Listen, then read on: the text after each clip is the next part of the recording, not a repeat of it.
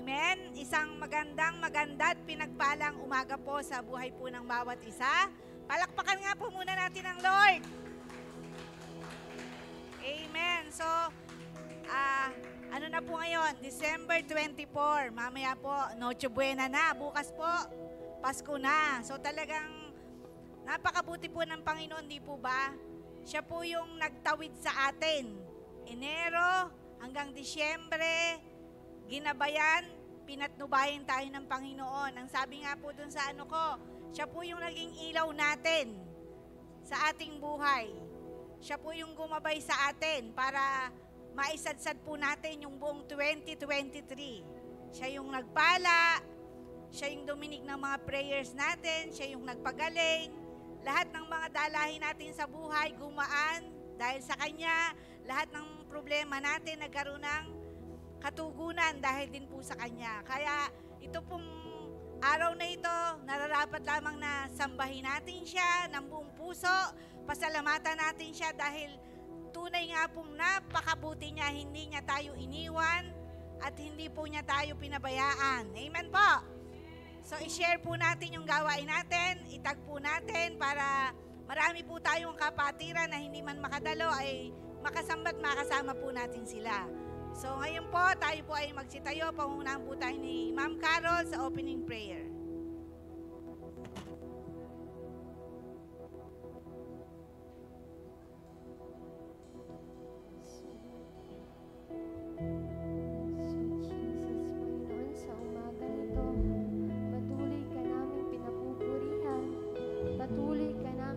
Sasalamatan, Panginoon, sa sukdulang biyaya, Panginoon, na pagmamahal, na kaligtasan, Panginoon, sa aming mga buhay. Kaya, O Diyos,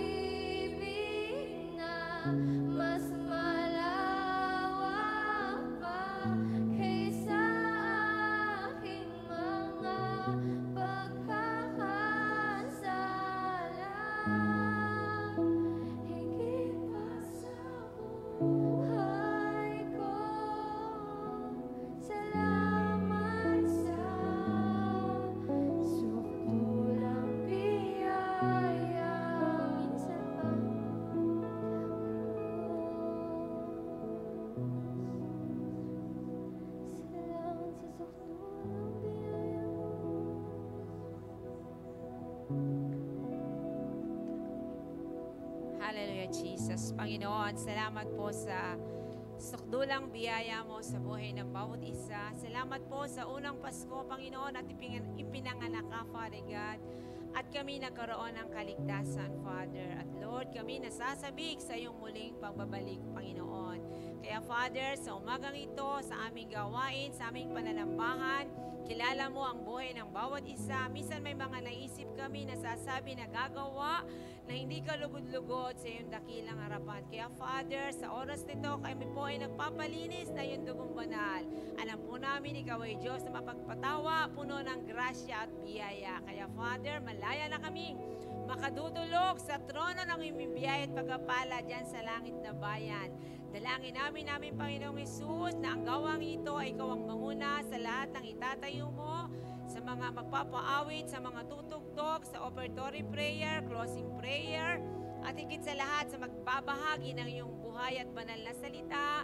Lord, maibahagi ito ng simple at maunawaan ng buhay ng bawat isa. Ito pang ito'y aming maisapamuhay at may bahagi namin ito sa aming kapwa sapagkat Lord, hindi lamang Panginoon sa tinapay nabubuhay ang tao, pisikal na pagkain, kundi ang lahat ng tao, Panginoon, ay nabubuhay din sa mga salita mo, Panginoon, sapagkat mayroong kaming kaluluwa na naghahanap ng iyong mga salita, Panginoon. Ito'y magiging kapusugan ng aming kaluluwa, ng aming mga emosyon. Kaya maraming salamat po. Alam po namin na sa lugar ng ito, ay tunay na ikaw ang nangunguna sapagkat sabi mo sa iyong mga salita, 2 at 3 at higit pa na nagkatipon sa iyong pangalan, ikaw ay nasa aming kalagitnaan. Ang presensya mo ang aming kayakap sa umagang ito. Kaya lalabas kami sa lugar ng ito, bitbit ang biyaya at pagpapala na nagmumula sa iyo. At Lord, hallelujah, ibinibigay namin sa iyo ang pinakamataas na papurit pasasalamat. Ito po ang aming dalangin sa pangalan ni Jesus. Amen and amen. Amen. Isang masaya at maligayang Pasko po sa ating lahat. Pinagpala po ba ang buhay ng bawat isa? Isa nga po malakas na Amen. Amen. Tunay nga po na masaya ang ating puso, no? Dahil natanggap na po natin ang pinaka-the best na regalo ng ating buhay. At yun po, ang ating Diyos na buhay. Kaya purihin po natin siya at pasalamatan sa araw na to. Dahil tunay nga po na siya ay sapat sa ating buhay. Amen. Purihin po natin ang ating Diyos na buhay.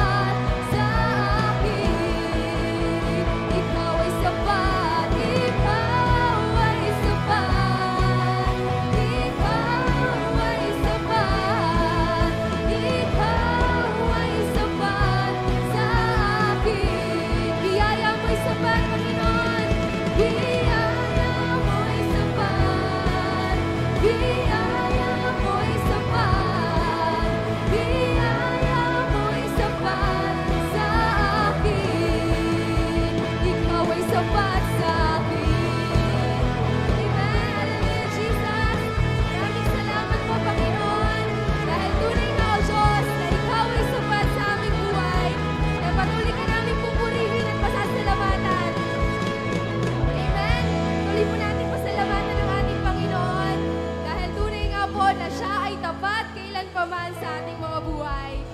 Amen?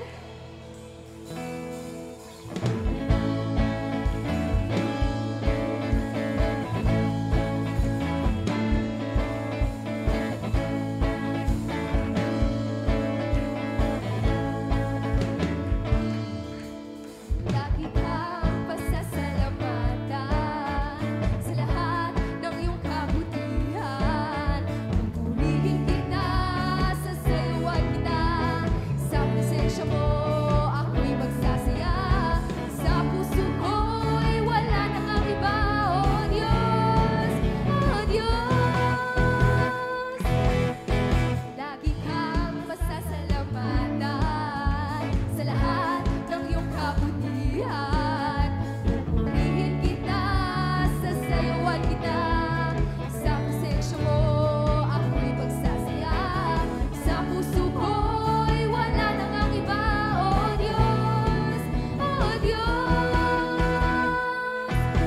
Pagkat lagi kong nararanasan ang pag-ibig mong hindi kayang tumpasan ang kahit na sino pa man. Wala nang kang hihigit pa sa iyong pagmamahal o mapagkat ikaw ang Diyos na tapat kailan pa man.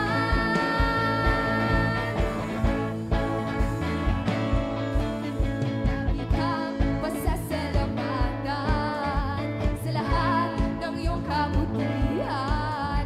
Pupurihin kita, sasayawan kita, sa presensya mo ako'y magsasaya. Sa puso ko'y wala nang ang iba, oh Diyos, oh Diyos.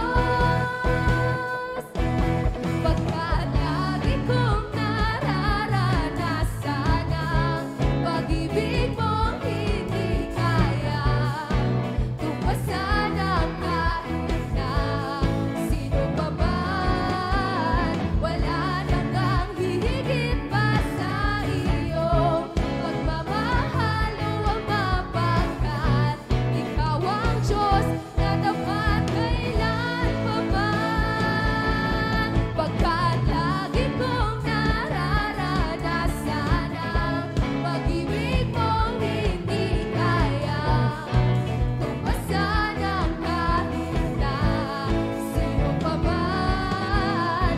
Wala nang kang hihigit pa sa iyong pagmamahal o mapagkat ikaw ang Diyos na tapat kailan pa man. Ikaw ang Diyos na tapat kailan pa man. Ikaw ang Diyos na tapat kailan pa man. Amen. Sa iyo po namin binabalik ang lahat ng papuri at pasalamat.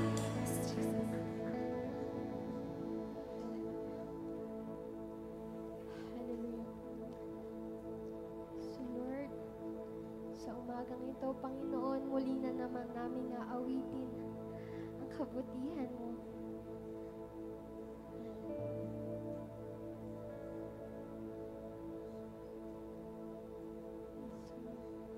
Sa oras po na ito, namin natin yung presensya ng ating Panginoon. Hayaan po natin ang Diyos ang kumilos sa ating mga buhay.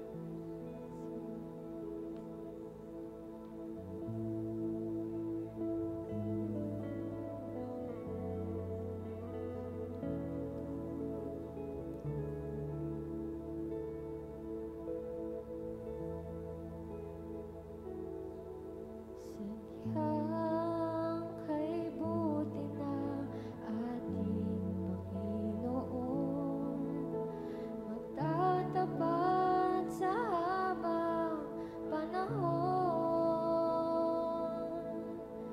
maging sa kabila ng ating pagkukulang, biyaya niya'y patuloy na laan. Katulad ng pagsinag ng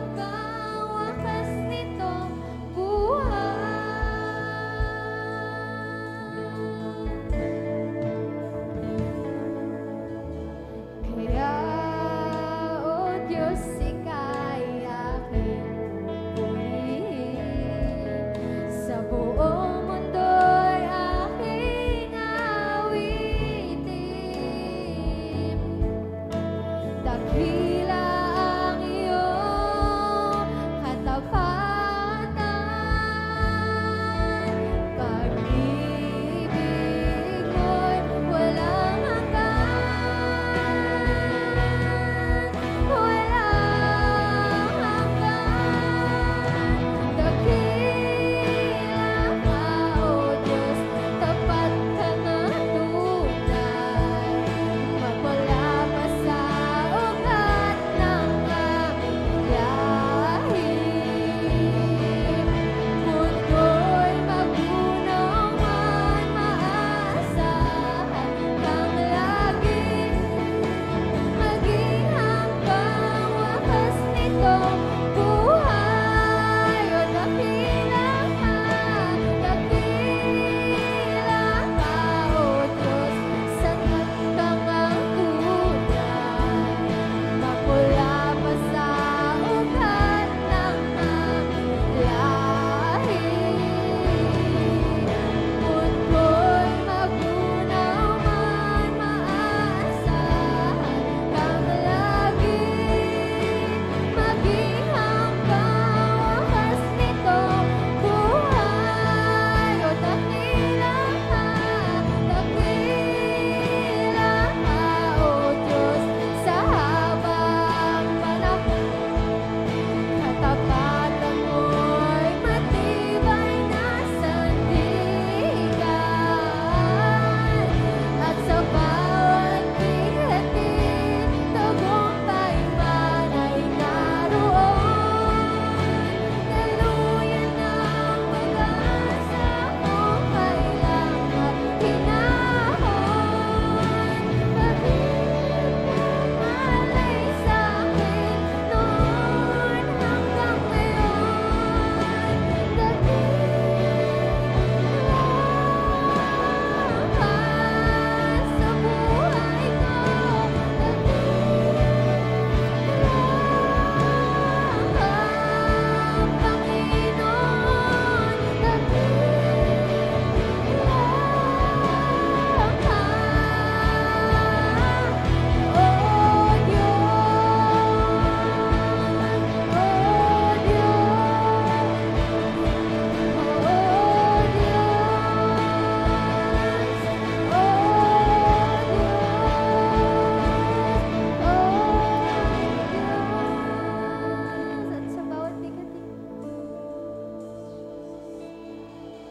At sa bawat bigatin, tagumpay man ay naroon.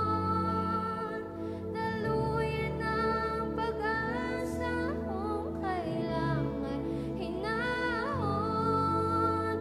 Pag-ibig alay sa'kin noon hanggang ngayon. Dakila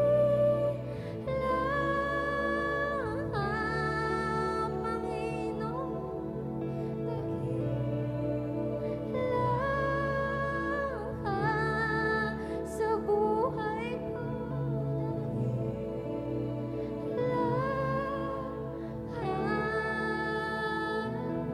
O Diyos.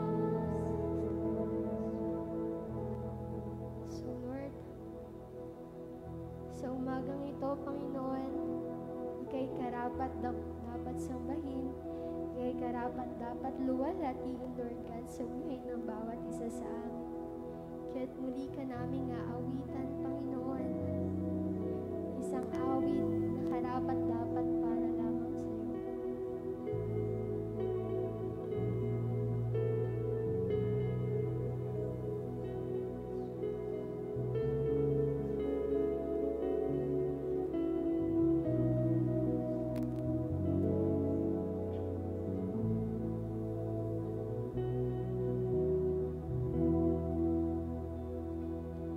Ika'y karapat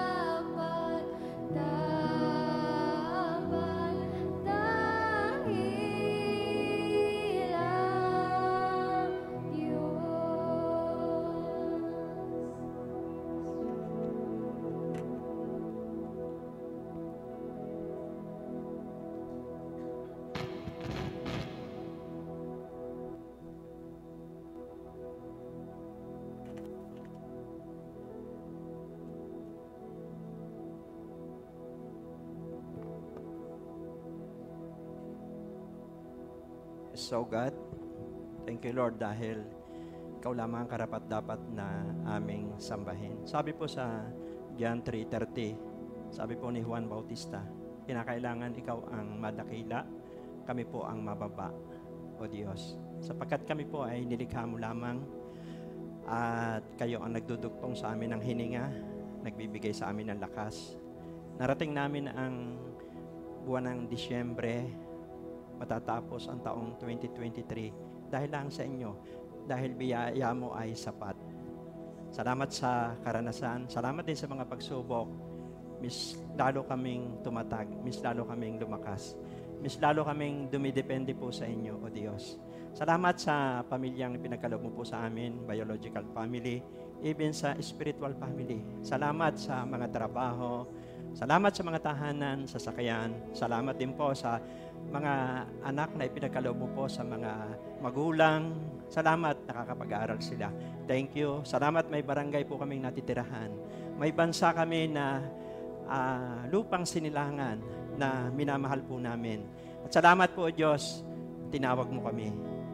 Tinanggap namin sa Jesus bilang Panginoon at tagapagligtas. Kaya meron kaming relasyong nagpapatuloy at patuloy po na ang kapangyarihan ng Banal na Espiritu ang nag-guide sa amin. Not by might, nor by power, but by the Spirit, says the Lord. Salamat sa mga ministry na pinagkaloob niyo po sa amin. Salamat sa Press Anointing, Press Revelation. Salamat sa Inner Joy, Inner Peace. Salamat sa regalong pinakamahalaga, yung kaligtasang natamo namin. Thank you po sa umagang ito. Hindi lang kami, lahat ng church, ang buong body of Christ ay bless nyo ngayong umaga.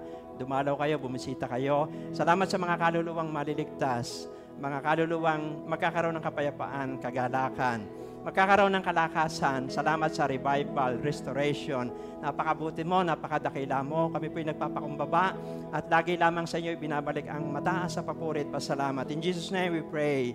Amen and amen. Praise God. So good day, good morning sa inyong lahat, pati po doon sa mga nasa live stream sa Pilipinas, sa ibang bansa. Merry Christmas sa ating lahat. Masayang Pasko at matagumpay na bagong taon.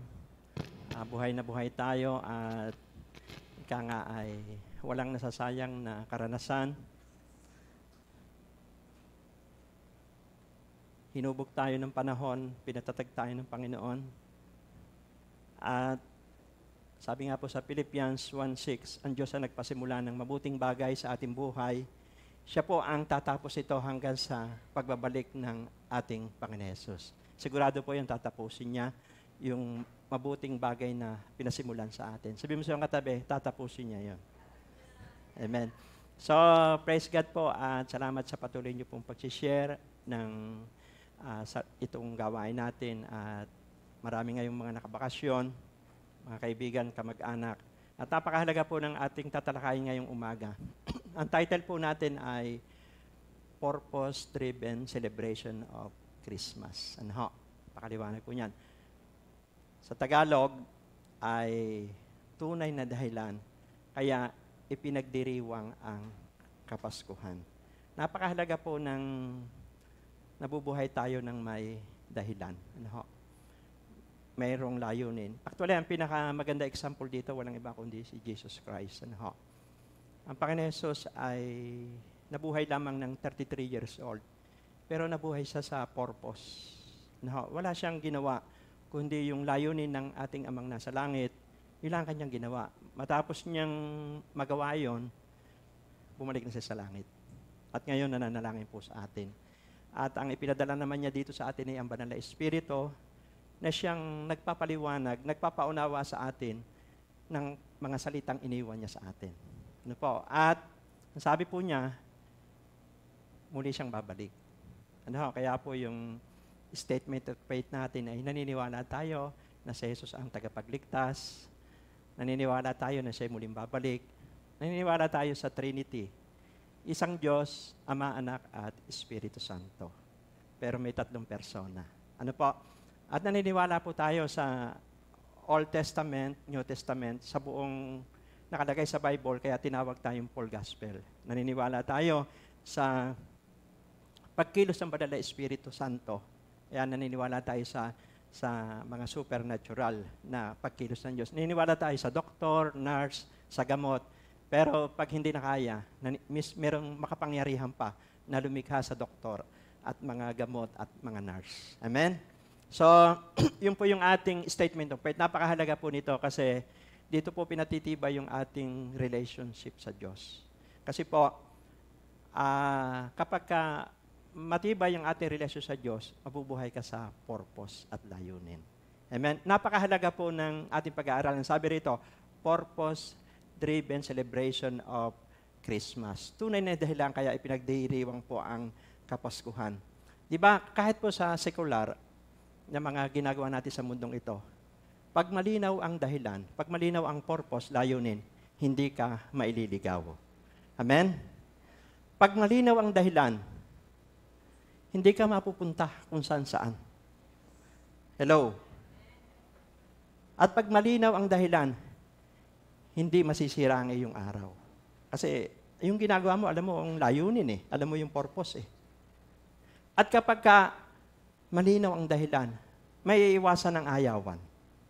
Bakit may mga tao na puro simula, walang natatapos? Kasi hindi maliwanag ang purpose. Hindi maliwanag ang dahilan. Pero kapag naintindihan natin ang purpose ng isang bagay at malinaw, magkakaroon tayo ng focus at masaya natin magagawa yon. Sabihin mo sa iyong katabi, masaya natin magagawa yon. Amen. So, dapat maliwanag ang dahilan. Halimbawa, sa pagpapamilya, dapat maliwanag ang dahilan bakit tayo nagpapamilya. Di ba? Dapat maliwanag ang dahilan bakit tayo nagtatrabaho. Dapat maliwanag ang dahilan bakit tayo nagninegosyo. Dapat maliwanag ang dahilan kung bakit tayo nag-aaral. Para kanino ba? Bakit tayo nag-aaral? Yung mga kabataan. Palakpakan natin ang mga kabataan. Ano ho? Sapagkat sila po'y ginagamit ng Diyos. Tayo po'y nakasamba kanina. Ano ho? Praise God. So, maliwanag ang dahilan kung bakit ka mag-aasawa. Mahalaga po yan. At, syempre, ito naman ay hindi bago. At, maraming beses ko na po naituro dito. Napakahalaga na alam natin ang dahilan bakit tayo pinanganak sa mundong ito.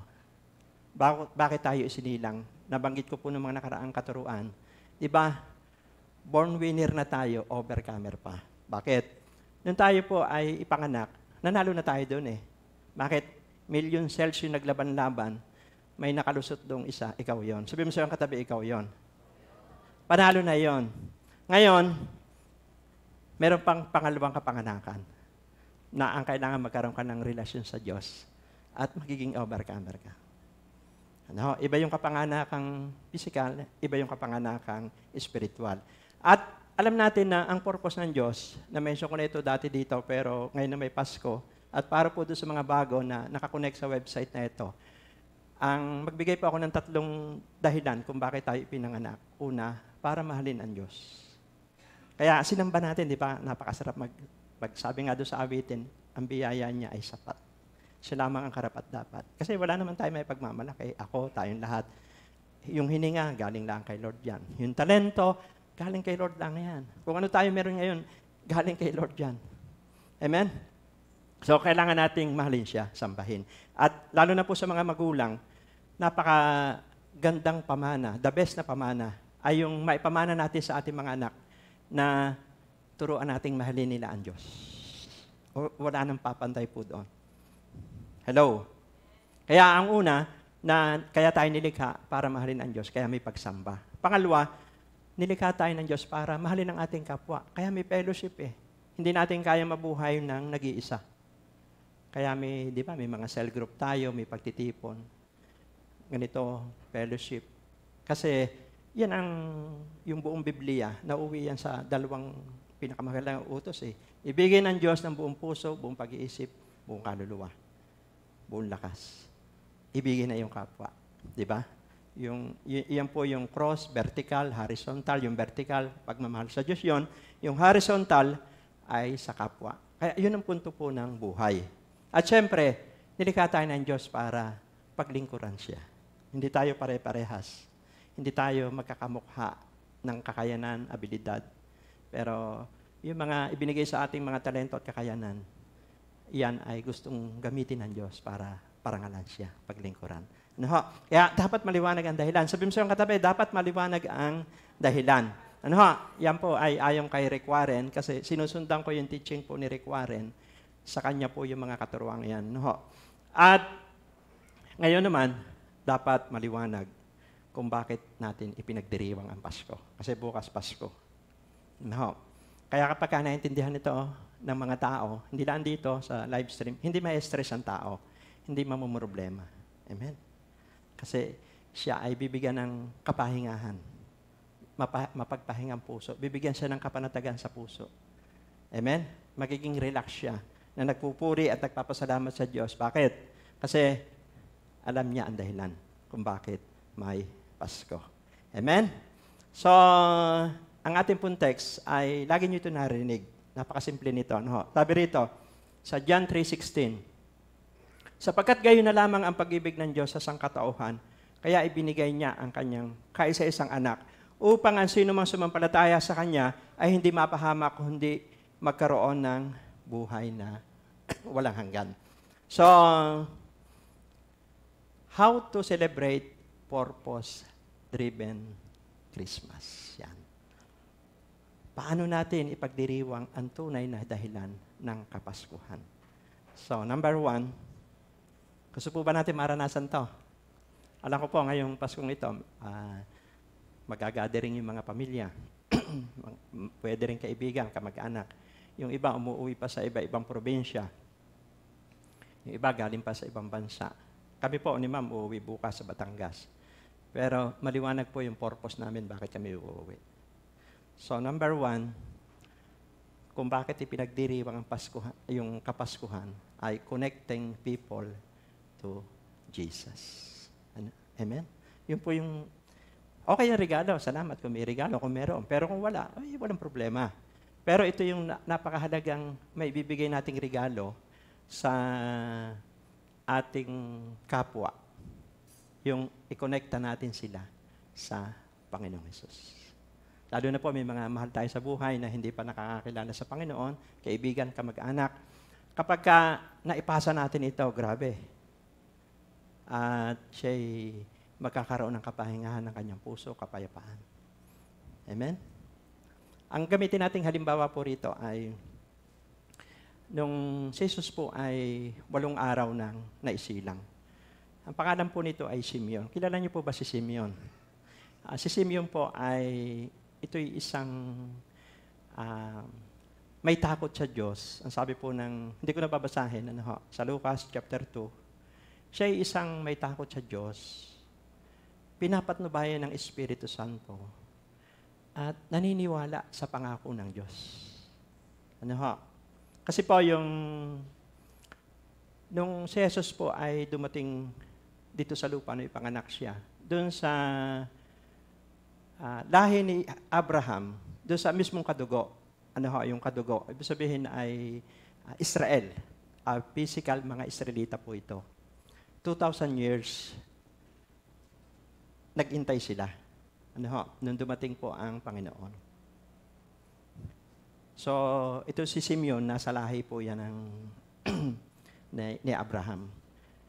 Kaya naman tayo tinatawag na spiritual Israelites nung tinanggap na natin sa Jesus sa ating buhay. Amen. Konektado rin tayo kay Abraham. Kaya lang, more than 2,000 years ago na yun. More than 2,000 years ago na. Amen? Nakakalipas. Yung mismong kadugo niya, yung kapamilya niya, ang kanya, 2,000 years yun. Grabe, noon pa sinasabi ng babalik ang Panginoon. Tayo naman, yung lahat sa sangkatauhan ay more than 2,000 years ago na ang nakakalipas. Kaya po, si Simeon ay makikita natin ang istorya niya dito. Sabi po rito sa Lucas 2:29-31, kasi nung isinilang na si Jesus, kasi ang kanilang regulasyon doon, yung batas, yung tradisyon na ginagawa po ng mga Israel noon. Pagka ang bata ay naka-8 araw, dadalhin sa templo para ialay. So, sabi po rito, sa Lucas 2:29 to 31, ngayon, Panginoon, maaari na pong yumaong mapayapa ang inyong abang alipin ayon sa inyong pangako. Yamang nakita ko na po ng aking mga mata ang inyong pagliligtas na inyong inihanda sa harapan ng lahat ng bansa. Grabe, ano ho? Sabi po ni Simeon, kasi naniniwala siya si Simeon doon sa, di ba, dati po ang Bible hindi pa kumpleto. Ano ho? Old Testament pa lang. Wala pa po ang New Testament. Kasi yung New Testament po ay kapanganakan po, istorya yan ng Panginoon Jesus eh. Dati ang Bible no, hindi pa kumpleto. Nung ang Biblia po ay Old Testament lang, sinabi na po yan ni Propeta Isaias. Sa Isaiah 7 verse 14 at saka Isaiah 9 verse 6 na may ipapanganak na sanggol. At ito'y magiging tagapagligtas. Tatawagin ito Emmanuel. Di ba? Prinsipe ng kapayapaan. So alam yun ni Simeon, ang tagal niya nag-intay. So simo 2,000, di ba? 2,000 years pa dumating ang Panginoon. So nandoon po na pinaniwalaan po yon ni Simeon. Ano ho? Una, naniwala po si Simeon sa pangako ng Diyos. Amen? Nagkaroon ng kaganapan. Kaya nga, di ba, sabi sa Biblia, mapalad yung nananampalataya na hindi pa nakikita. Nangyari po yung kay Simeon. Ano ho? Kabinasa niyo po yung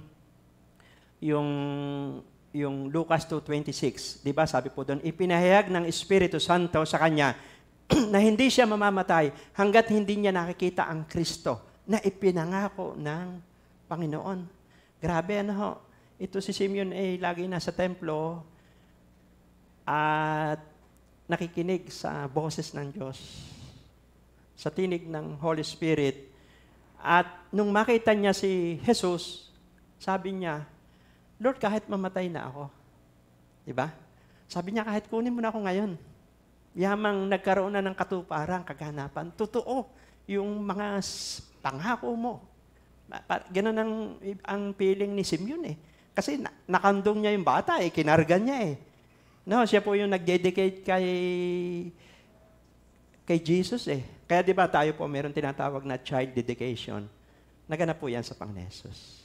Nung si Jesus po ay sinilang, nung 8 araw na siya, dinala siya sa templo, inihandog ni Jose at ni Maria.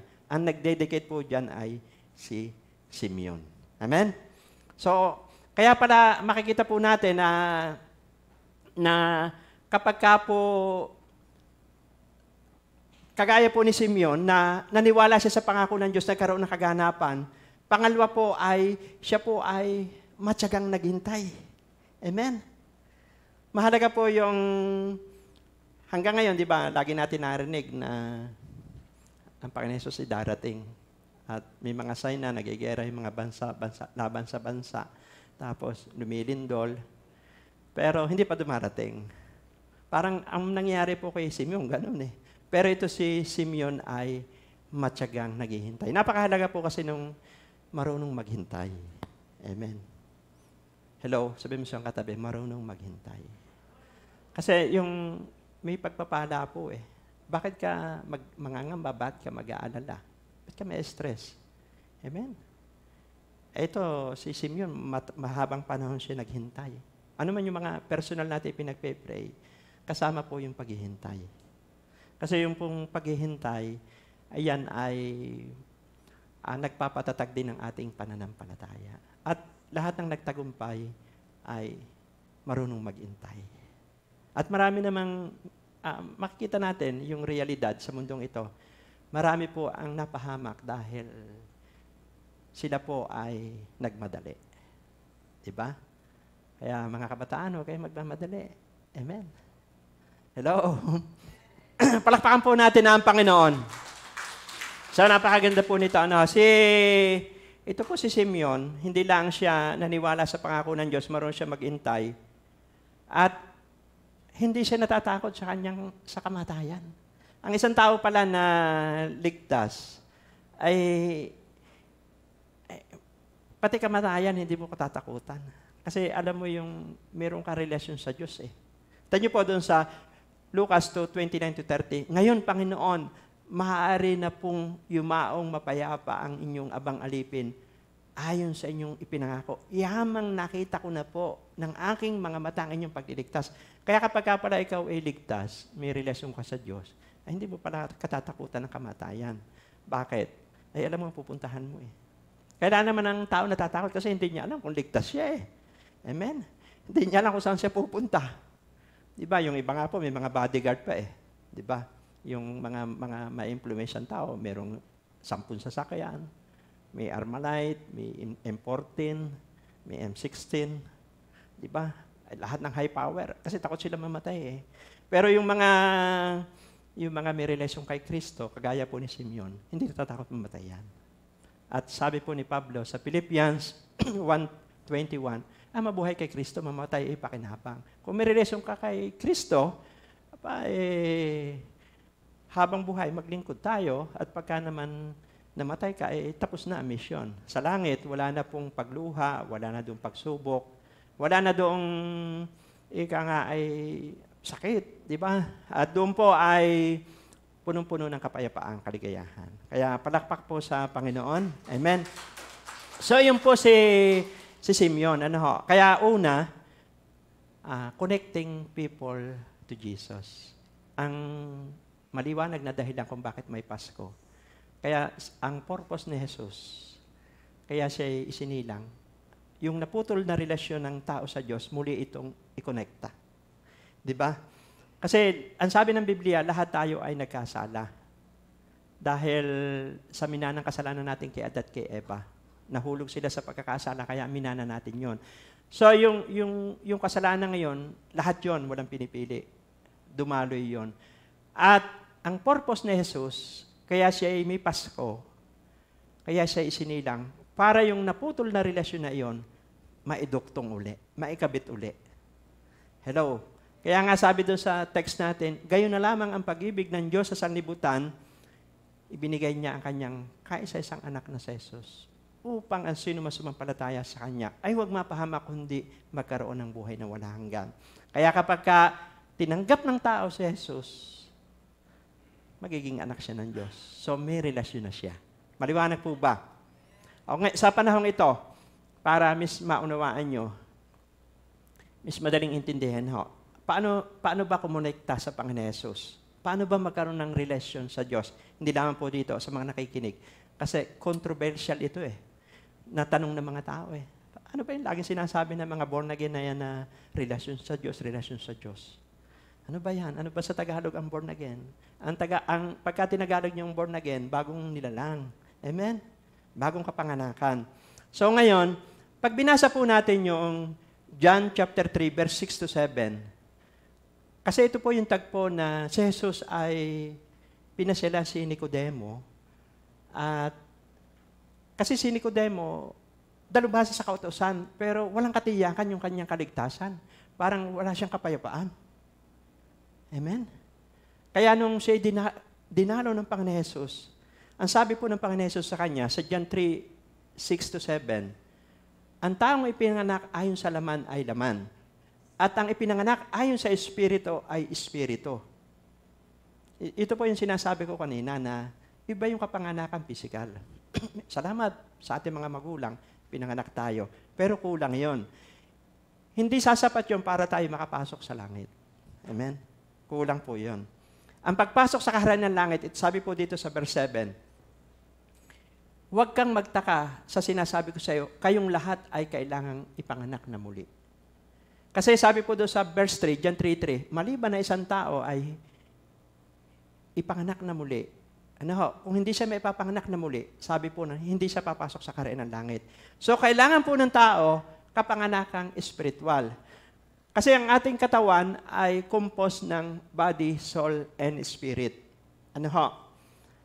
At kailangan po ng ating spirit ay ma-regenerate.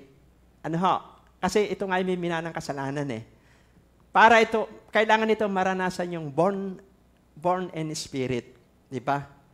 Kaya kapag ang tao, di pinanganak tayo sa physical, kapag ang tao po ay tinanggap si Jesus, Yung bang totoo? Ano ho? Sabihin nyo sa inyong katabi, totoo. Na taimtim, na tinanggap niya sa kanyang puso bilang Panginoon at tagapagligtas. Tapos, inaccept natin na tayo may minanang kasalanan. Kasi ang sabi po ng Biblia sa Roma 3:10-23, lahat nagkasala at walang nakaabot sa kaluwalhatian ng Diyos. So, ibig sabihin, lahat ako, kaya walang perpektong tao eh. Ang tao ay magiging matuwid lamang kapag tinanggap niya sa Jesus. Kapag tinanggap natin, naniwala tayo na sa Jesus ay tagapagligtas. Ano po? Yan po yung una eh. Dapat maniwala tayong sa Jesus lamang ang magliligtas sa atin. At tinanggap natin sa ating puso. Kasi sabi po sa John 14:6, yung itinuro po ni Dr. Pay nung nakaraang pandito, di ba? Sabi doon, sa Jesus lamang ang daan, ang katotohanan, ang buhay, patungo sa Ama. So, kailangan talagang tanggapin natin sa ating puso. At sabi doon sa Acts 4:12, walang pangalang ibinigay sa silong ng langit na sukat ikaligtas ng tao kung hindi pangalang Jesus lamang. Kaya dadaan sa proseso. Sabihin mo sa katabi, dadaan sa proseso. So, kailangang ipanganak tayo sa spiritual. At sa application natin ngayon, yun lang. Tatanggapin mo sa Jesus sa iyong puso. Tapos kikilalanin na tayo isang makasalanan. Oh Lord, nalaman ko na ako pala may minanang kasalanan na kailangang ihingi ko ito ng kapatawaran. Doon sa mga tumanggap na, okay po. Doon sa mga bagong nakikinig ngayon, kailangan maintindihan nyo po ito. At ito yung pinakamahalaga regalo nyo ngayong Pasko. Amen? At kapag pinagsisihan natin yon, na-accept natin yon, ang sabi po rito, yung pangatlo ay, siyempre, may nagsishare sa atin, tanggapin natin sa Jesus. Ano ho? Sa ating puso. Talagang, siyempre, pinatawad tayo ng Diyos. Humingi tayo ng kapatawaran. Siya na yung naghari sa ating buhay. So, yun ang kapanganakang spiritual. Ayun yung po yung ibig sabihin nito. Ano ho? Kasi maraming tao nalilito eh. At marahil may mga sa church pa, hindi nila kayang ipaliwanag ito. Ano ho? Mapakahalaga po nito kasi kapag ang isang tao iligtas, magkakaroon ka ng kapayapaan, kapahingahan. At yung kaligtasan tinamo po natin, kaya din nating i-share. Masasabi din natin sa ating kaklase, kaibigan, kamag-anak, na ito yung naging proseso. Yun pala yung born again experience. Amen. Ipinanganak ka sa spiritual. Ano, kasi akala nila nagpalit na relihiyon eh. Pag sumama sa born again, hindi po. Ang nabago puso, may idinagdag ba? Kasi nung dati nun, hindi naman natin alam itong pinag-uusapan natin ito eh. Di ba? Kaya ang tao po noon ay wala po yung patnubay ng Espiritu Santo. Kagaya po ni Simeon, siya po ay inililid ng Holy Spirit. Ang sabi sa kanya ng Espiritu Santo ay darating yung tagapagligtas. Amen? Ibig sabihin, ang Holy Spirit sa panahon nating ito, ang nagtuturo sa atin para po tayo makasunod sa kalooban niya. Kasi pag tinanggap ng tao si Jesus bilang Panginoon tagapagligtas, sabi po sa Ephesians 1:13, tatatakan ka ng banal na Espiritu. Dati noon, hindi tayo marunong magbasa ng Biblia. Di ba? Nakakatamad. Kahit ako noon, nung ako po'y bago, hindi ko maintindihan yung Bible. Kasi nga, hindi pa pala ako napapanganak sa spiritual. Pero nung tinanggap ko ng totoo sa aking puso ang Panginoon, Panginoon, tinatanggap kita bilang Panginoon at tagapagligtas, naintindihan ko po yung Biblia. At tumatak po ito sa puso ko. At may conviction na. Kapag tinanggap mo ang Panginoon Jesus, tatatakan ka ng Holy Spirit, may conviction na, alam mo na yung tama at mali. Alam mo na yung makamundong gawain. Ano ho? Kasi may Holy Spirit na nakukumbikta sa iyo. Masama yan. Huwag mong gawin yan. Meron na bang parang konsensya na nagdidikta sa iyo? Masama yan. Bawal yan. Di ba? Mapapahama ka dyan. Hello? Huwag mong gawin yan. Amen? Kasi nga, may Holy Spirit na nagkukumbikta, tapos nagbabasa ka pala ng Biblia. Ay sabi ng banal na kasultan, mahalin nyo ang inyong mga asawa. O, di ba? So, yun na yung magtuturo sa atin. Palakpak po sa Panginoon. May nasusundan ba kayo? No? Kaya napakahalaga po ng Number 1, connecting people to Jesus. Kaya nga napakahalaga po ng cell group eh. Ano ho? Napakahalaga po na, ito kasi basic. Ito yung kinuha sa akin ni Lord eh. Dahil pwedeng dumami ang ating impormasyon, pwedeng dumami ang ating karunungan, pero yung personal nating intimacy sa Diyos ay mahina, yung foundation. At parang nananakaw yung kapayapaan. Nananakaw yung kapayapaan sa ating puso. Kasi mismong ikaw sa sarili natin, hindi natin alam ang katayuan natin, yung posisyon natin sa Diyos. Pero pagka naintindihan natin ito mga basic na ito, may isi-share din natin sa iba. Hindi tayo mahirapan mag-share na ilapit ang tao kay Jesus. Kaysa kung ano-anong sabihin natin sa tao, ba't hindi natin sabihin sa Jesus? O sabihin natin na mahal siya ng Diyos at may magandang plano ang Diyos sa kanyang buhay. O, di ba? Napakaganda noon. I-share natin yung kaligtasan. Amen? Kaya palakpak po sa Panginoon. Amen? So, pangalawa na po tayo. So, mahalaga po ito, no ho? Sayang naman kung magre-reunion tayo ngayon, mga kaklase nyo.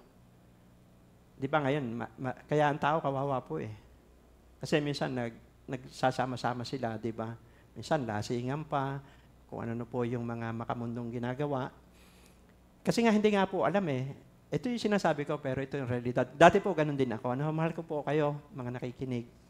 Dati po ganyan din po ako noon na nung hindi ko pa alam yung dahilan kung bakit may Pasko, lasinggero din po ako noon. At hindi lamang po alak ang iniinom ko. Amen. May mga panundot pa yan. Kasi nga, sinasatisfy natin yung katawan natin, hinahanap natin yung kaligayahan. Tapos, pagdating po ng January, ang dami ko utang. Dahil, siyempre, bibili ka ng pulutan, bibili ka ng mga kung ano-ano. Kasi, hinahanap mo yung kasiyahan ng sarili mo eh. Pero pwede pala wala. Pwede palang maranasan mo yung pagmamahal ng Diyos, encounter, natuto ka na mag-pray, natuto ka sumamba, tapos nagbabasa ka ng Bible, payapa ka. Magkakaroon tayo ng pagkakakontento. Dati di ba, namumroblema tayo. Ang gusto ng Diyos, mapagpahingang puso. Gusto ng Diyos yung mapayapang puso. Kasi ang Diyos, Jesus, prinsipe ng kapayapaan. Kaya kapag nasa puso natin siya, ay masasatisfy tayo. Bakit? Konektado tayo sa Jesus. At yung karanasang iyon, may papasa din natin sa iba. Ano ho? Yun ang purpose ng Diyos. I-connecta natin ang mga tao sa Panginoon.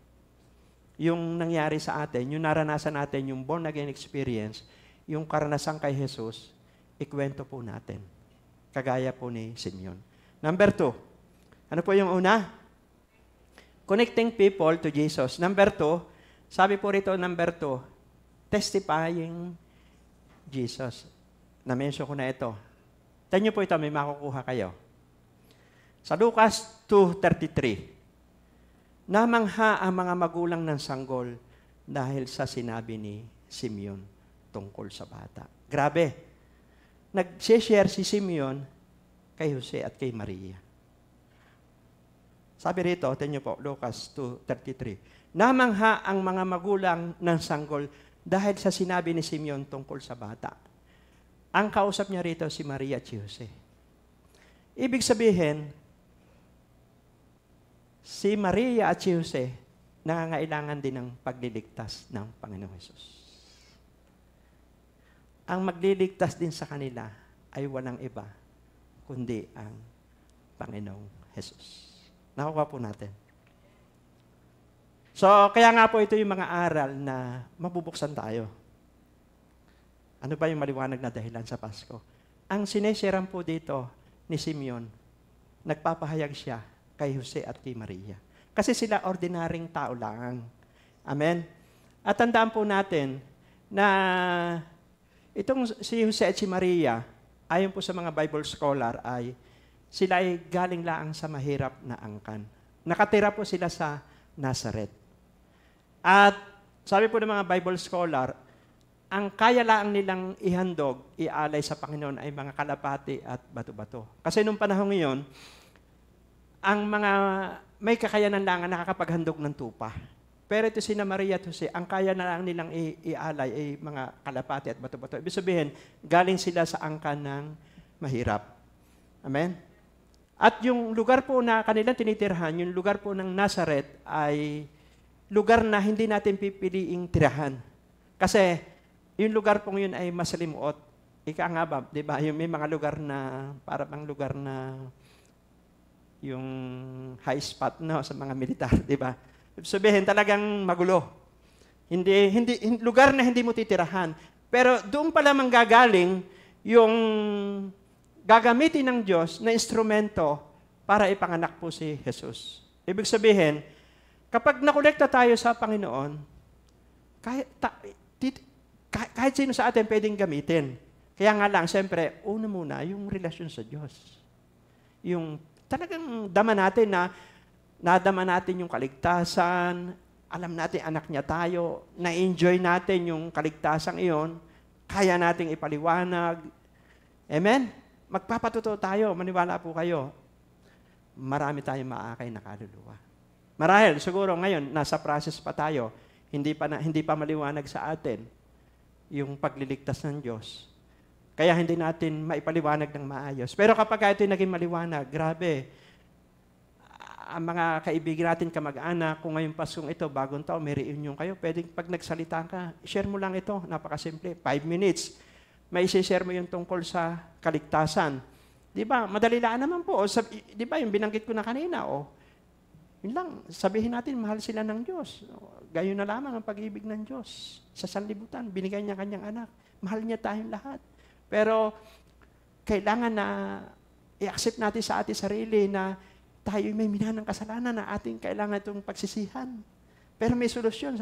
Hindi naman magtatapos doon. Sasabihin natin na may solusyon. Dahil doon sa tinapos ni Kristo sa krus. Sabi doon sa Roma 5:8, siya'y namatay para sa ating kasalanan. So may solusyon.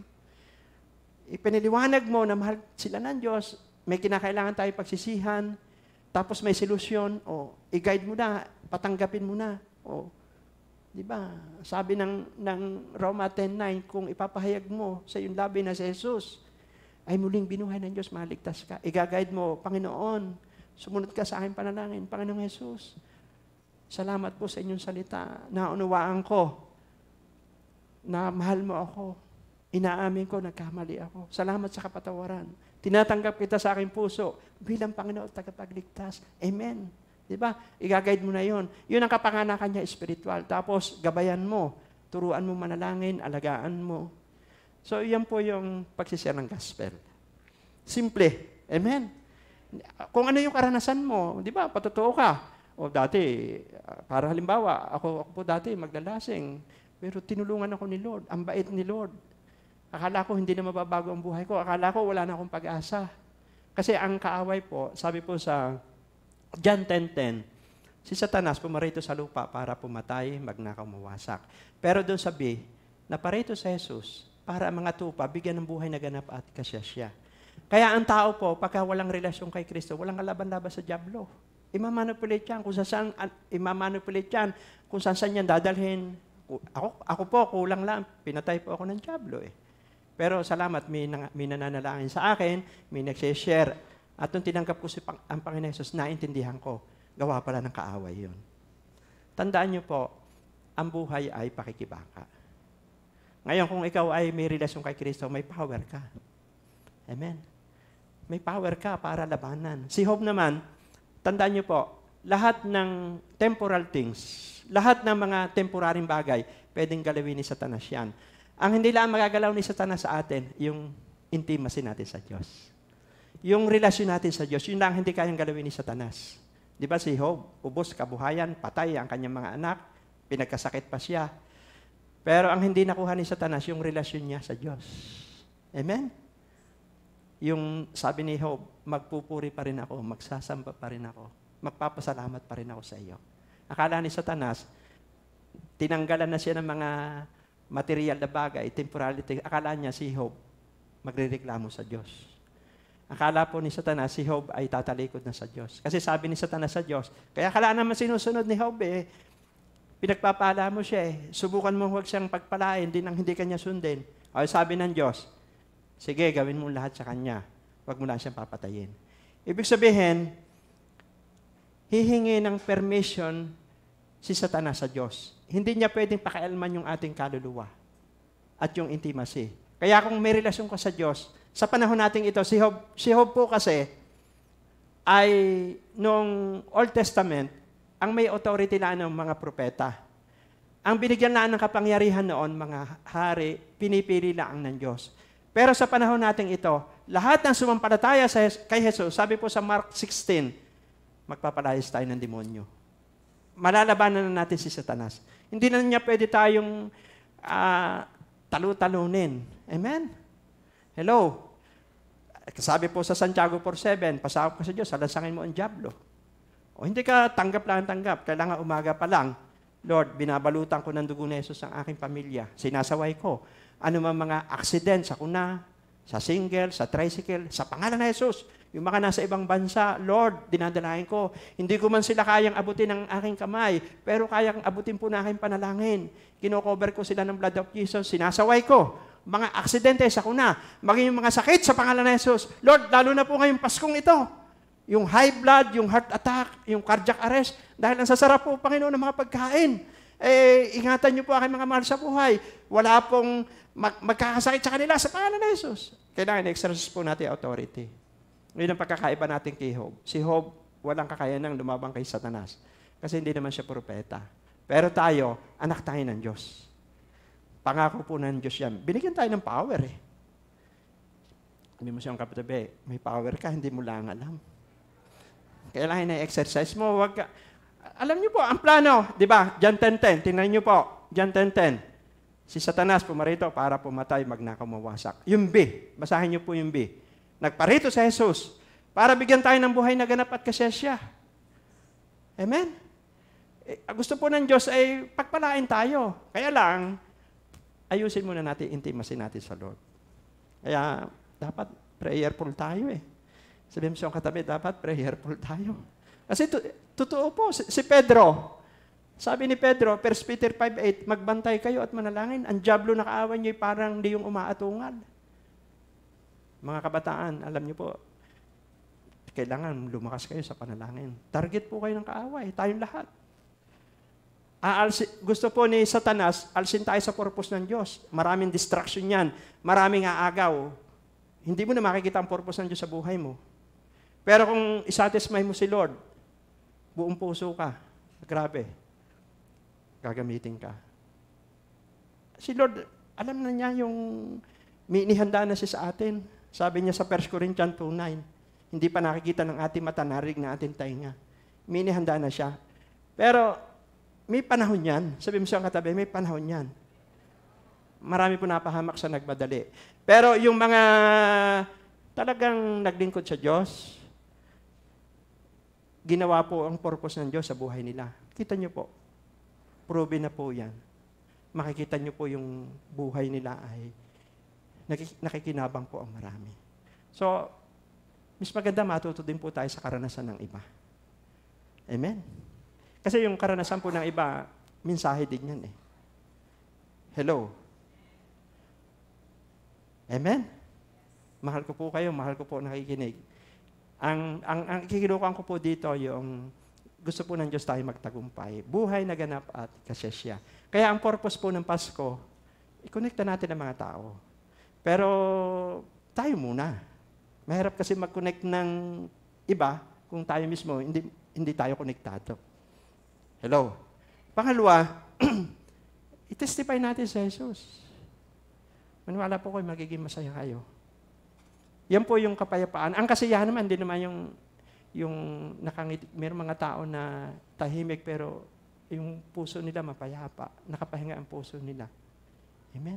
Yung kaloob-looban nila masaya. Kasi may inner peace, may inner joy, may inner strength. Hello? Kasi may mga tao naman seryoso eh, na hindi naman palangiti eh, hindi mahumahagak-hak. Pero yung puso niya ay punong-puno ng inner peace. Dahil may intimacy siya sa Lord. Ngayon 2024, grabe maging in love tayo kay Lord. Amen. Ang ganda po ng word natin ngayong 2024. Kaya sa darating pong katapusan, i-release po yung word na yon. Amen? Palakpak po sa Panginoon. So, panghuli na po tayo. Ano po yung una? ang dahilan ng malinaw na dahilan ng Pasko ay i-connecta natin ang mga tao sa Jesus. Kasi yun ang purpose ni Jesus, kaya isinilang sa Jesus para iligtas ang tao. Amen? Grabe nga di ba? Sabi po doon sa Lucas 5:32, naparito siya para sa makasalanan, hindi sa matuwid Di ba? Mahal niya tayo kahit ano natin pinagdaanan Gusto niyang i-restore yung naputol na relasyon ng tao sa Diyos. Yun ang purpose niya. At tayo naman mga naligtas na, i-connecta naman natin yung mga Jerusalem, di ba sa Biblia? Ang sabi po sa Biblia ay magiging saksi ko kayo, Jerusalem, Judea, Samaria, hanggang sa dulo ng daigdig. Pamilya, kamag-anak, kaibigan, mga konektado sa atin, ilapit natin sila kay Jesus. At ito po yung panghuli. Ang pangalawa po ay testifying Jesus. Panghuli, sabi po rito, enjoying life with Jesus. Ito nyo po ito. Si Simeon, sabi po rito ni Simeon sa Lucas 2:28, kinarga ni Simeon ang sanggol. Kinarga si Jesus. Pagkatapos, nagpuri siya sa Diyos. Grabe. Amen. Talagang na-enjoy ni Simeon. Nag-intay siya, naniwala siya sa pangako ng Diyos. Ito na Ito na yung aking tagapagligtas. Masayang-masaya siya. Kaya, enjoy natin ang buhay. Paano natin ito ma-enjoy? Tanungin niyo po ako, paano natin ma-enjoy ang buhay na may relasyon kay Kristo? Todo na. Sabi mo sa katabi, magtodo ka na sa paglilingkod. Alam niyo po, pag hindi tayo todo, hindi niyo maintindihan ito sinasabi ko. Amen? Hindi niyo maintindihan yung sinasabi na laging joy. Ito, maranasan na kapag todo ka. Tininaman ninyo po pag yung mga todo naglilingkod dito, pag nagpaawit, mapapalundag ka. Amen? Palakpakan po natin ang Panginoon. Kasi, tayo po, anointed tayo Pag sinabing anointed, sinasamahan tayo ng Diyos. Di ba sa mundo, maraming performer? Maraming mga, hindi naman lahat, marami na rin celebrities na nakakilala sa Lord.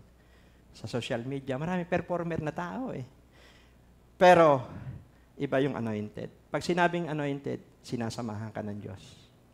Kasi ang buhay mo, todo. Pag ang kabataan, todo, grabe. Yun ang joy. Doon nakukuha ang joy Bakit? Sabi sa Colossus 1:16, nilikha tayo ng Diyos sa pamamagitan niya at para sa Kanya. Kahit anong bagay, dapat todo po dapat pag nagmamahal tayo sa pamilya, dapat todo. Kapag todo ang pagmamahal mo sa pamilya, masaya ka. Kaya alam mo, hindi na magiging masaya, hindi todo Hello? Kapag todo ang pagmamahal natin sa pamilya, magiging masaya talaga tayo. May enjoy mo Kahit ba marami ang labahin. Ibig sabihin noon, pasalamat ka sa Diyos dahil kasama mo pa ang pamilya mo. Huwag ka magreklamo. Sign lang ngayon na ganamang dami namang labahin na naman Dapat magpasalamat ka. Kasi ibig sabihin noon, marami kang nilalabhan kasi kasama mo ang pamilya mo. Hello? Pag nakapokus ka sa pamilya mo, magiging masaya ka. Nakapokus ka sa asawa mo. Dapat sa asawa lang. Pag nag-focus ka sa asawa mo, magiging masaya ka talaga.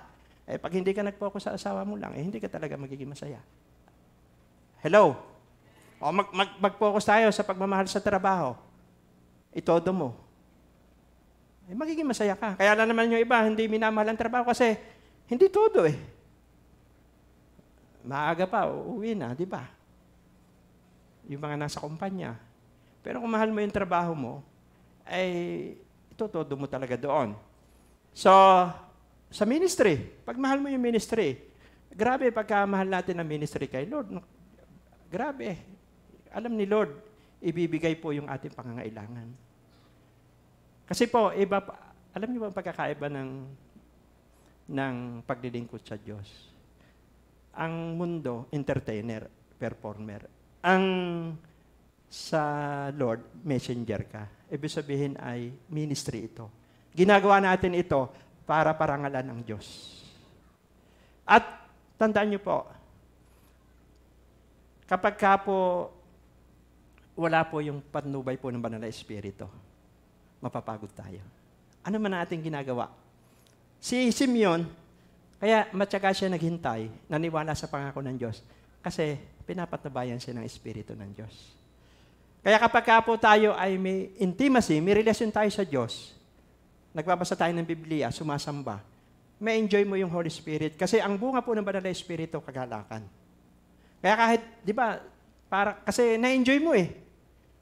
Yung pananalangin, na-enjoy mo. Yung ministry, na-enjoy mo. Kasi todo. Hello? Yun po yung una. Para tayo maging masaya, kailangan todo. Sana po, ngayon 24, ito po ang sinasabi ko, proven na po ito. Babalik at babalik tayo sa presensya ng Diyos. Wala po magpapasaya sa tao ng totoo, kundi presensya ng Diyos. Nung araw po, masaya ako pag ako'y lasing na lasing. Saya ko, naalala ko po noon, nagpapasko, bagong taon. Lasing ako, madaling araw na kami uuwi, kasama ko yung mga barkada ko. Tapos kinabukasan, ay sakit ng ulo ko. Tapos hindi ko alam, napatrouble pala kami. Minsan napapatrouble kami, hindi ko na alam. Nakasuntok pala, hindi ko na alam yon. Di ba? Noon yon. Pero salamat, yung grasya, kagaya po na inawit natin kanina, ang biyaya at habag ng Diyos ay sagana. Hindi man tayo deserve, hindi tayo karapat-dapat, pinatawad niya tayo. Mabilis makabalik ang tao sa Diyos kapag tunay na nagsisi. Mabilis bumalik ang tao sa Diyos pagka totoo na nagbalik loob ka. Hindi tayo mag-aaksaya ng panahon. Kaya nga, enjoy, live life with Jesus. Todo lang eh. Ano man ating ginagawa? Todo. Pangalawa po, kagaya po ni Simeon, nakikinig lang siya sa boses ng Diyos. Ang dami ngayon tinig. Amen. Social media, ang mundo sobrang ingay. Pero si Simeon, sa Holy Spirit. Amen. Doon lang siya nakikinig. Tapos yung salita ng Diyos. Babasa siya ng pangako ng Diyos. Di ba sabi doon, nang hawakan siya sa pangako ng Diyos. Sinabi ng banal na Espiritu, hindi ka mamamatay. Simeon, hanggat hindi mo nakikita ang tagapagligtas. Anong nangyari? Kasi naniwala siya doon sa pangako ng Diyos eh. I-guide siya ng Holy Spirit. Kaya ang buhay Kristiyano po, hear and obey. Kahit pa, kapag putol ang intimacy ng tao sa Diyos, kahit saan ka pumunta, kahit ang dami mo ng parang mapapagod ka. Amen? Yung po nakikinig, maniwala po kayo, magsimula kayo sa relationship sa Lord. Tapos kung meron tayong pangarap, magtrabaho, o ano man ang mga gagawin natin, ibabad mo sa prayer yan. Bago ka lumarga, ikuan mo sa panalangin. Kaya marami pong tao kasi larga ng larga, bira ng bira, wala naman sangguni sa Panginoon. Ayan sabi po sa Kawikaan 16 verse 3, ipagkatiwala mo sa akin ang lahat ng iyong gagawin, magtatagumpay ka sa iyong layunin. Maliit na bagay, malalaki. Umaga pa lang, ipinapanalangin mo. Alam niyo po ang sekreto, ito. Umaga pa lang. Kahit yung maghapon yung gagawin mo, dapat nakaprograma yon. Kasi pagka nananalangin ka, nakakaroon ka ng focus. O Lord, ngayon pong umagang ito, mamaya po ako po'y maglalaba, mamaya pupunta po ako sa palengke, mamaya po dadalo po ako sa cell group. So, may focus ka. Kasi pinag-pray mo eh. Pinag-pray mo eh. O ngayon po, Lord, ngayon po yung araw po ng Lunes, sa araw po ng Martes, pupunta po ako rito sa San Fernando, pupunta po ako doon sa ganito. Ako po'y dadalo sa ganitong seminar. At least, pinag-pray mo yon. Pero subukan mo na lumarga ka ng wala ka man lang prayer, hindi mo mula sinangguni sa Diyos, parang kakaba-kaba ka. Minsan nakasagi ka pa ng mga bagay na nagastusan ka pa. Amen? Pero kung nakapokus ka, ingat na ingat ka. Kasi alam mo lang yung gagawin mo eh. Alam mo lang ang gagawin mo sa Huwebes.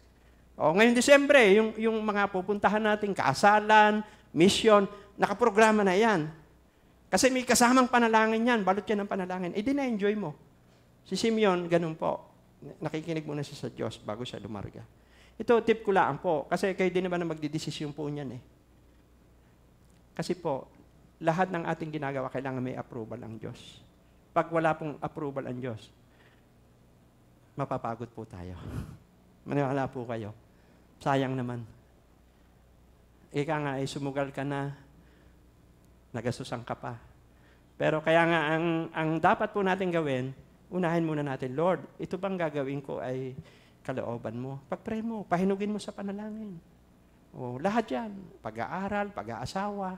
Kailangan maliwanag ang dahilan maliwanag ang purpose Pupunta po ako din sa ganito, ito po yung gagawin ko.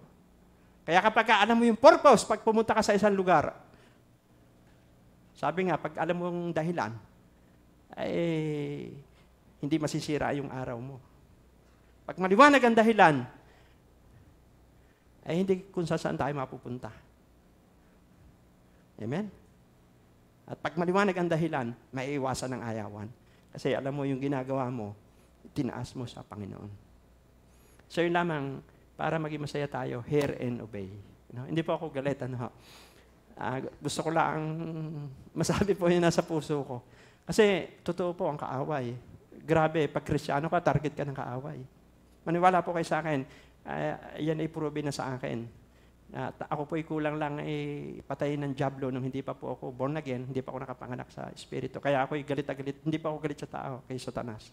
Kasi sabi po sa Ephesians 6:12, ang kalaban natin hindi tao, kundi mga hukbong kasamaan sa himpapawid. Kaya may mga taong pumapatay, gumagawa ng masama. Kaya marami scammer, maraming hacker. Ingatan nyo po yung Facebook nyo, yung Facebook account nyo. Marami ngayon pong hacker. Amen? Noong isang araw, gaunti na po ako.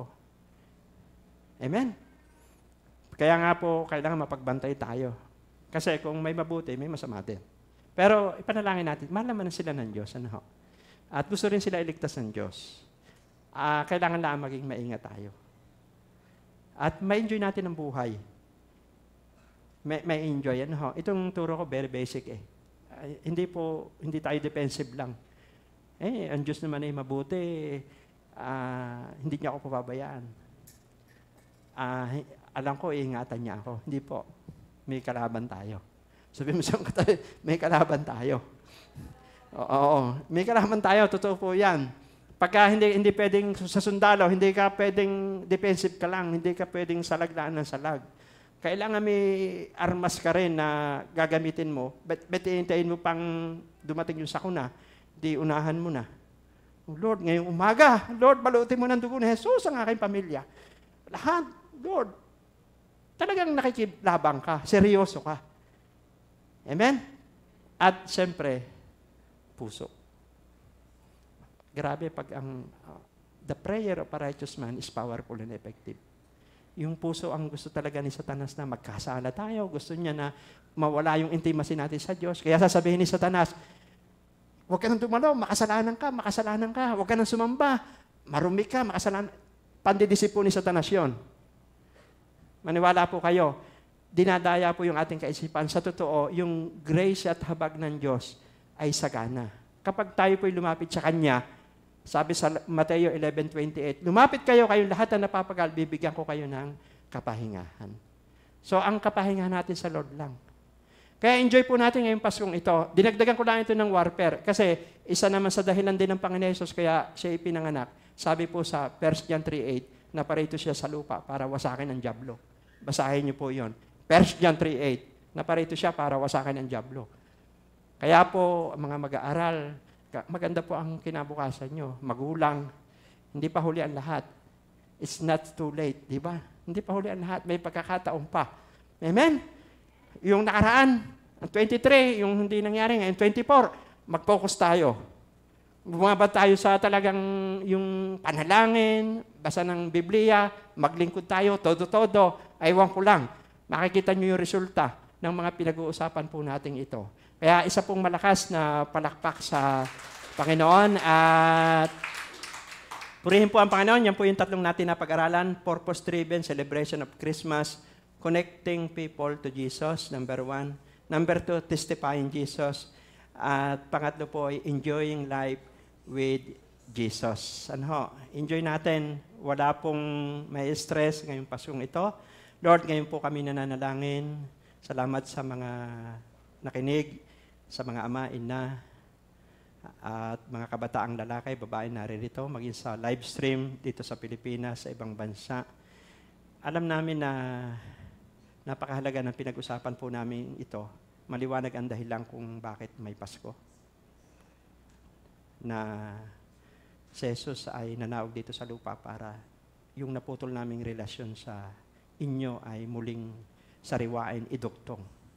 At nung tinanggap namin si Jesus bilang Panginoon at tagapagligtas, naging anak mo kami. Kaya, Lord, grabe, diretso kami nakakapanalangin sa inyo. Sinasagot niyo po ang aming panalangin.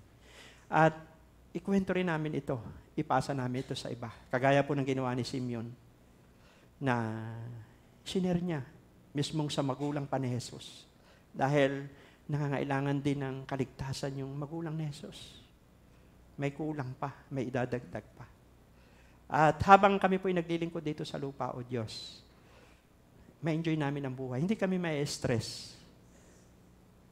May pagpapalaman o wala, salamat po sa inyo.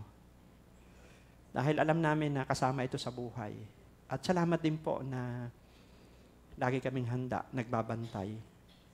Ang buhay sa mundong ito ay pakikibaka. Hindi lamang po kami isi-isi. Pero we are in the winning side. We are in the winning position. Nanalo na si Jesus. More than 2,000 years ago. Tinalo niya na ang 3 siga sa mundong ito. Si Satanas, kamatayan at kasalanan. We are overcomer.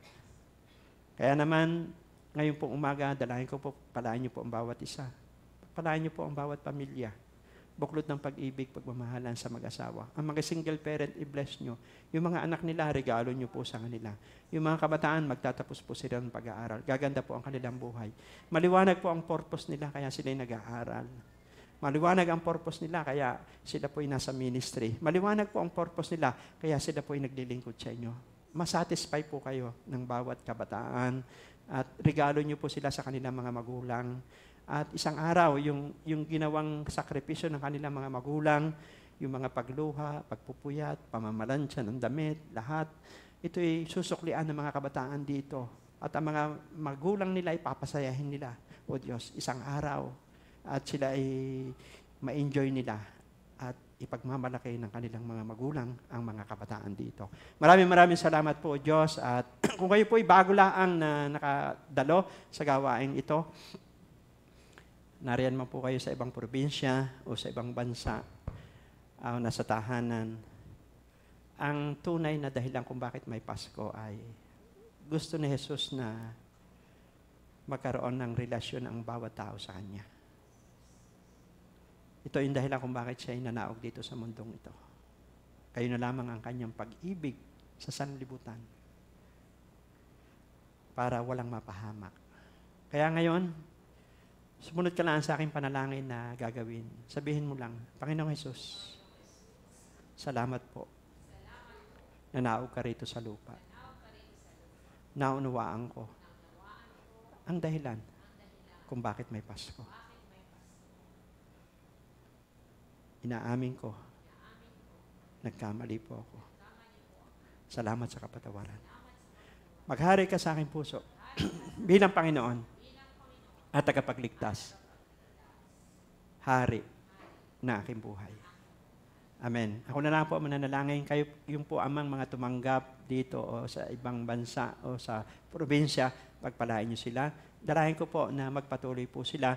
Kung may mga malalapit man pong mga church sa kanilang tahanan o sa ibang bansa, sila po ay lumago, tumibay sa pananampalataya. Magkaroon po na may mag-aalaga sa kanila mga pastor, mga workers, kaibigan, para naman ma-enjoy nila yung buhay Kristiyano. At salamat po, pagpalain niyo sila at gagamitin din niyo sila sa kanilang pamilya. Lahat po na nakinig ngayon, Lord, dalayan ko po, ma-enjoy nila ang kapaskuhang ito.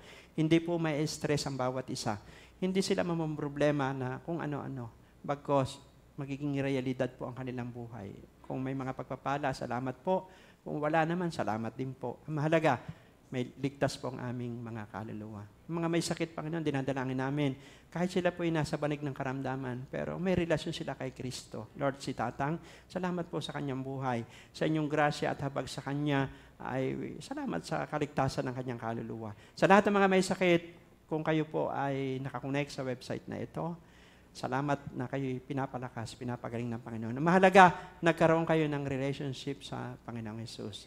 At salamat sa Diyos dahil ito ang pinakamahalaga sa buhay ng tao. Lord, yung amin po mga mahal sa buhay na kinuha nyo na noong mga nakaraang taon, panahon. Alam namin, isang araw, magsasama-sama po kami, O Diyos. Muli niyo silang bubuhayin at sasalubungin kayo pagbabalik sa alapaap. Kaya kami po mga Kristiyano, mga naniniwala po sa Panginoong Hesus, ay payapa, panatag, at matatapos po ang 2023. Lord, thank you sa aming pamilya. Thank you sa aming mga trabaho. Thank you sa aming mga ministry. Thank you sa mga nagganap at nangyari. Ang mahalaga, may relasyon kami sa inyo. Punong-puno po ang aming puso ng pagpapasalamat, O Diyos. Papasok ang 2024, mga bagong pintuan, bagong oportunidad ang ipagkakalab niyo po sa amin. Sino po mga nag-a-apply sa ibang bansa, Lord, i-lead niyo sila. I-guide niyo po sila. Lord, magpadala kayo ng mga destiny helpers sa kanila. Lord, yung mga umuwi, pagpalain din niyo po sila. At ngayong Paskong ito, buklod ng pagmamahalan sa mga tahanan, O Diyos. At Lord, itong buwan ng Disyembre, lahat ng mga okasyon namin, magdadala kami ng kapayapaan. At ipakilala namin si Kristo sa mga tao. At ipatotoo namin yung ginawa niyo sa aming buhay. At maranasan din nila yung kung paano kami nag-i-enjoy sa buhay na ito.